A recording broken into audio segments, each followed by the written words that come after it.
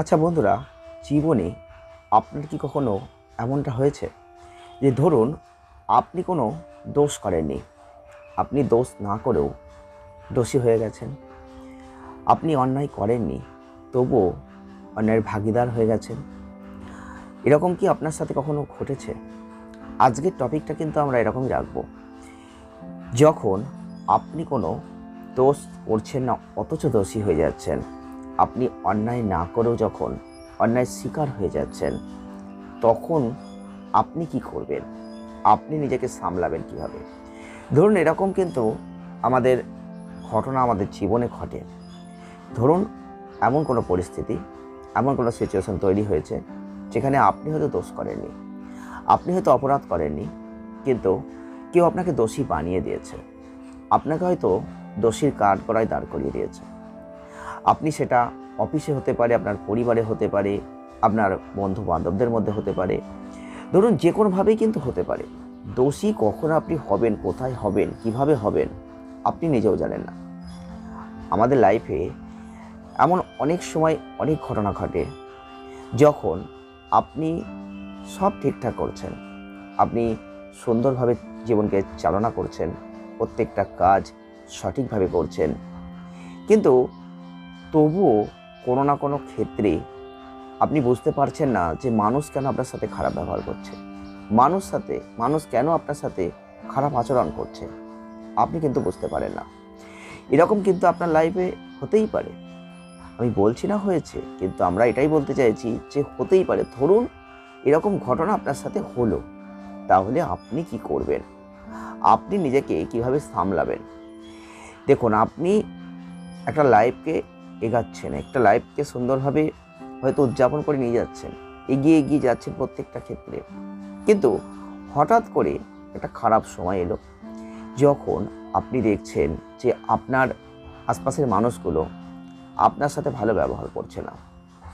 আপনি সব কিছু ঠিকঠাক করছেন, হয়তো পরিবারের জন্য ঠিকঠাক করছেন, হয়তো কর্মের জায়গায় কর্ম ঠিকঠাক করছেন, কিন্তু প্রত্যেকটা ক্ষেত্রেই মানুষ আপনার খোঁজ ধরছে, আপনাকে দোষী বানাচ্ছে। আপনি হয়তো সেই অপরাধটাই করেননি, কিন্তু আপনার ঘাড়ে চাপিয়ে দেওয়া হচ্ছে। যদি এমনটা হয়, তাহলে আপনি নিজেকে সামলাবেন কিভাবে? এখন কথা হচ্ছে, যখন আপনার লাইফে এরকম ঘটনা ঘটবে, তখন কোনো মানুষ আপনার পাশে নেই। আর একটা ঘটনা আপনি অবশ্যই দেখবেন যে যখন আপনার খারাপ সময় আসবে, তখন আপনার পাশে খুব প্রিয়জন মানুষগুলো কাছে থাকে না, পাশে থাকে না। তো এরকম ঘটনা কিন্তু আপনার সাথে ঘটতেই পারে।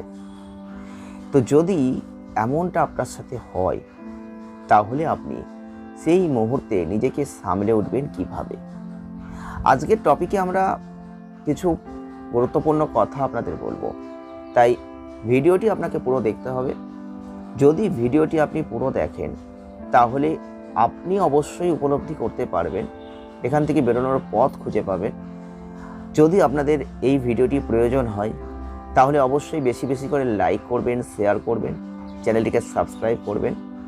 জীবনে আমরা মানুষ, আর আমাদের কখনো খারাপ সময় আসবে, কখনো ভালো সময় আসবে, এটা কিন্তু আসবেই। সব সময় যে খারাপ সময় আসবে আর সব সময় যে ভালো সময় আসবে, এটা কিন্তু কখনো নয়।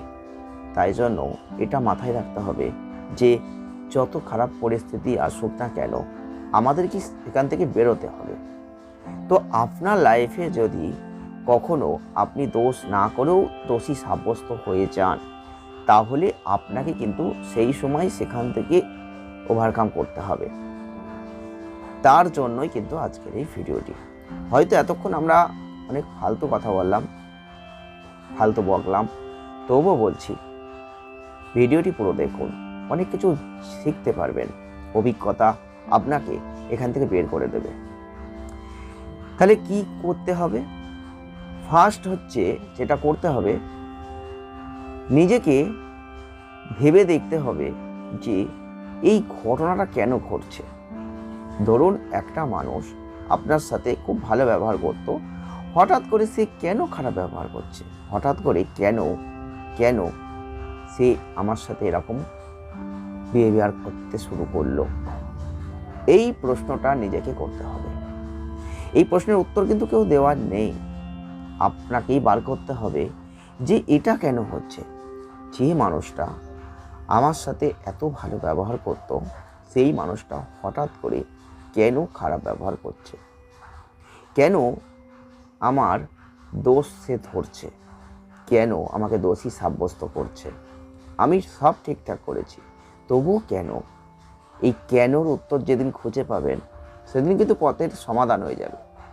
কিন্তু আপনার কাজ প্রথমেই যে আপনার দোষ যে ধরছে সেটা কেন ধরছে।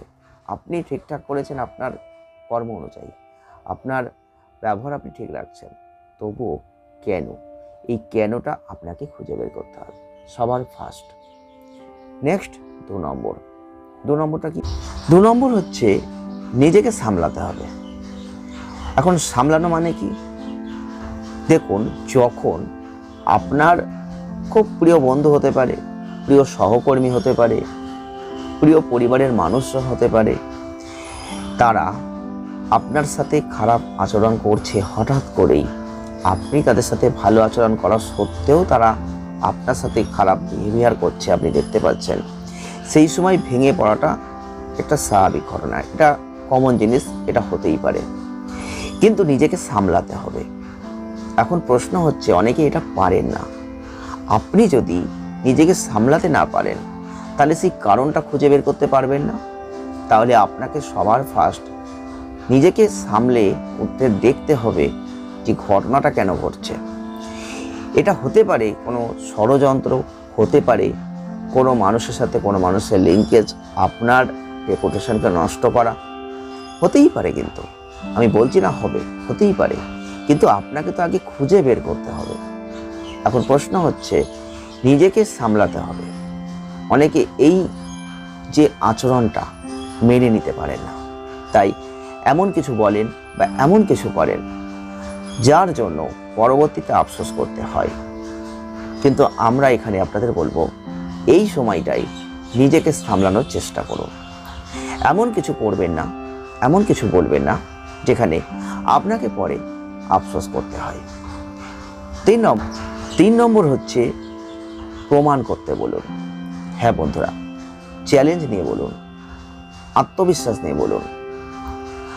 আপনার সাথে কেউ খারাপ আচরণ করছে, আপনি জানেন আপনি কোনো খারাপ কিছু করেননি, আপনি ভালো কাজ করেছেন, ভালো ব্যবহার করেছেন, ভালোভাবে আপনি চলছেন, আপনার এখানে কোনো দোষ ত্রুটি নেই, আপনি নিজে জানেন।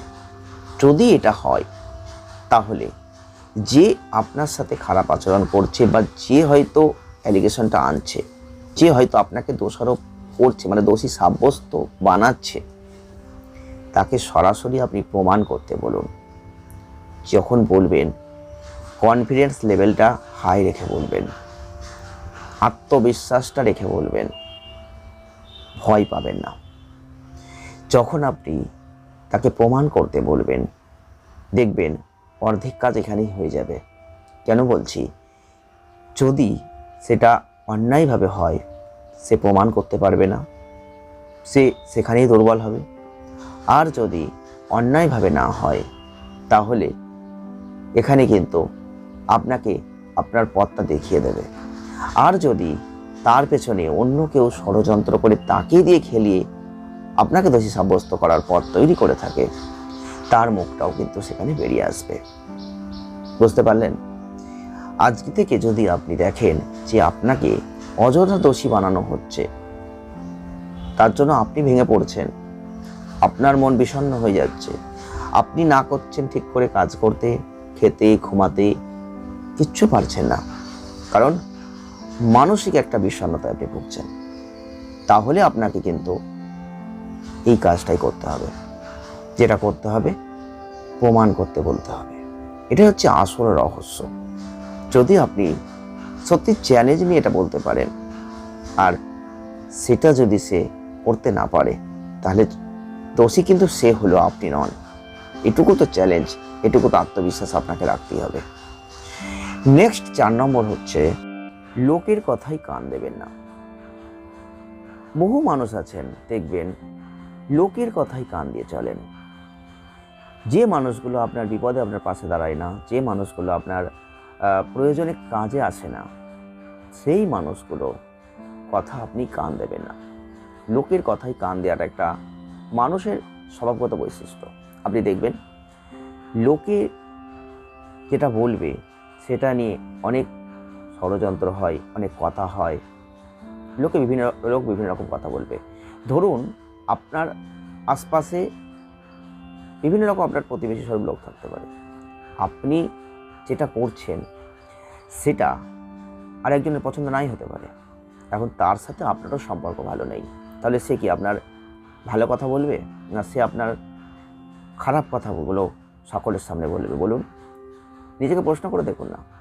এখন লোকের কথায় যদি আপনি বেশি করে কান দেন, ইনভলভ হয়ে যান, তাহলে তো ভুল আপনি করছেন। আপনাকে শুধু স্বচ্ছ রাখতে হবে নিজের কাজের জায়গাটা, আপনাকে স্বচ্ছ থাকতে হবে আপনি যেটা করছেন সেই জায়গাটাই। আপনি ঠিক করছেন তো? এই প্রশ্নটা নিজেকে রাখুন। যদি দেখেন না আপনি ঠিক করছেন, আপনি সঠিক জায়গায় আছেন, তাহলে আর কে কী বললো, কে কী করলো চিন্তা করার কোনো দরকার নেই। আর সবার শেষে আমরা যে কথাটা বলবো, বারংবার ভিডিওতে আমি বলি, আত্মবিশ্বাস হারাবেন না। জীবনে সব থেকে বেঁচে থাকার গুরুত্বপূর্ণ একটা পার্ট হচ্ছে আত্মবিশ্বাস, মানে সেলফ কনফিডেন্স। হ্যাঁ বন্ধুরা, আপনি আপনার জীবনে মিলিয়ে দেখবেন, জীবনে আপনি যাই করুন না কেন, যদি আপনার আত্মবিশ্বাস স্ট্রং হয়, কোনো মানুষ কোনোভাবে আপনাকে দমাতে পারবে না। একটা কথা আপনি দুর্বলভাবে বলবেন, তার যে মুহূর্তটা আপনি উপলব্ধি করবেন, একটা কথা আপনি নিজের আত্মবিশ্বাস নিয়ে বলবেন, তার মুহূর্তটা উপলব্ধি করবেন। এই দুটোর মধ্যে কতটা ফারাক আপনি কারোর সাথে একবার চেষ্টা করে বলে দেখবেন, সেই মুহূর্তের উপলব্ধিটা দেখবেন। ধরুন আরও একটু স্পষ্ট করে বলি, আপনি নিজের আত্মবিশ্বাসের পরীক্ষা করে দেখবেন। আপনি কোনো একটা জায়গায় একটা কাজ নিয়ে গেছেন, আপনি জানেন এই কাজটা হওয়া উচিত, আপনি ডিটেলস আর কিচ্ছু বোঝেন না, আপনি সেখানে গিয়ে তাকে কাজটা করতে বলছেন, সে আপনাকে বিভিন্ন রকম কিছু বোঝাচ্ছে, আপনি হয়তো সেটা বুঝে চলে আসছেন, কিন্তু কাজটা হওয়া উচিত ছিল। কিন্তু আপনি সেই জায়গায় আত্মবিশ্বাস স্ট্রং রেখে বলুন যে এই কাজটা আপনাকে এই টাইমে না করলে আমি এর বিরুদ্ধে ব্যবস্থা নেব, বা আমি এর আরও ডিটেলস দেখব, বা আমি এটা নিয়ে আরও এগোবো বহুদূর পর্যন্ত। আপনি যদি আপনার জায়গায় ঠিক থাকেন, তাহলে দেখবেন সেই কাজটা সেই মুহূর্তেই হওয়ার একটা জায়গা তৈরি হয়ে যাবে। এটা যে কোনো জায়গায়, যে কোনোভাবে, যে কোনো মানুষের সাথে হতে পারে। আত্মবিশ্বাস এমন জিনিস, আপনি যদি নিজের জায়গায় ঠিক থাকেন, তাহলে একটা সেলফ কনফিডেন্স আপনার লাইফকে অনেক দূরে এগিয়ে যেতে পারে। তবে সবার প্রথমে আপনার জায়গাটা ঠিক রাখতে হবে। আপনার মধ্যে যদি কোনো দুর্বলতা কাজ করে, আপনি যদি কোনো দুর্বল হয়ে চলেন, তাহলে আপনি এটা পারবেন না। কিন্তু আমরা বলছি আপনারা আত্মবিশ্বাসকে স্ট্রং করুন, মনের জোরটা রাখুন। যদি আপনি ভুল না করেন, আমারও বলছি, আর যদি আপনি নিজে দোষী হয়ে থাকেন, নিজে ভুল করে থাকেন, তাহলে আত্মবিশ্বাস কোনো কাজ করবে না, বরং আপনাকে আরও খারাপ দিকে টেনে নিয়ে যাবে। কি বুঝতে পারলেন? যারা যারা দোষ না করেও দোষী হয়ে যাচ্ছেন, দোষী সাব্যস্ত হচ্ছেন, আপনাকে দোষী বানিয়ে দেওয়া হচ্ছে, তারা সেই মুহূর্তে ভেঙে পড়ছেন। এটা স্বাভাবিক, কমন একটা জিনিস, হ্যাঁ হতেই পারে। কিন্তু আমরা সেখান থেকে উদ্ধার আপনি কিভাবে নিজেকে করবেন, ওভারকাম কিভাবে করবেন, আমরা তার পথ আপনাদের সামনে তুলে ধরার চেষ্টা করলাম। যদি আমাদের চ্যানেলে এই ভিডিও আপনাদের সত্যি একটু উপকৃত করে থাকে, ভালো লেগে থাকে, তাহলে একটা লাইক করবেন, শেয়ার করবেন, চ্যানেলটিকে সাবস্ক্রাইব করবেন। একটা সাবস্ক্রাইব করতে পয়সা লাগে না, শুধু লাগে মানবিকতা। যদি আপনার মনে হয় আপনি করবেন, না হলে করবেন না। ভিডিওটি কেমন লাগলো অবশ্যই কমেন্ট বক্স খোলা রয়েছে, কমেন্ট করবেন। যদি দুটো গালাগালি দিতে হয় তাও দেবেন। ভালো থাকবেন।